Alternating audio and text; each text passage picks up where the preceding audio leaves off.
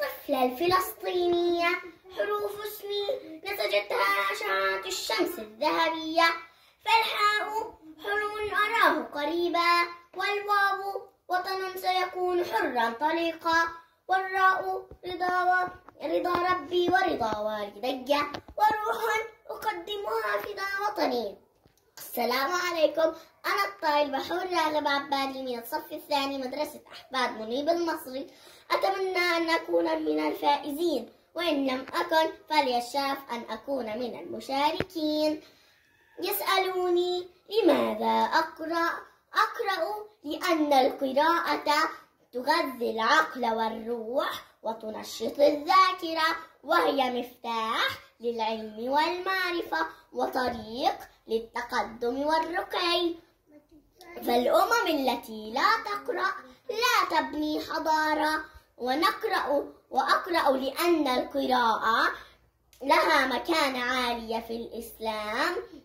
فأول كلمة نزلت في القرآن الكريم هي كلمة اقرأ. قال تعالى: اقرأ باسم ربك الذي خلق. ونقرأ لأن القراءة تجعلنا نستمتع في أوقات فراغنا، فخير جليس في الزمان كتابه. ونقرأ لأن القراءة تنقلنا من عالم ضيق إلى عالم أوسع، ونعيش بعوالم الخيال. فمن يتوقف عن القراءة ساعة يتأخر قرنا من الزمان. فما بال الناس لا تقرأ؟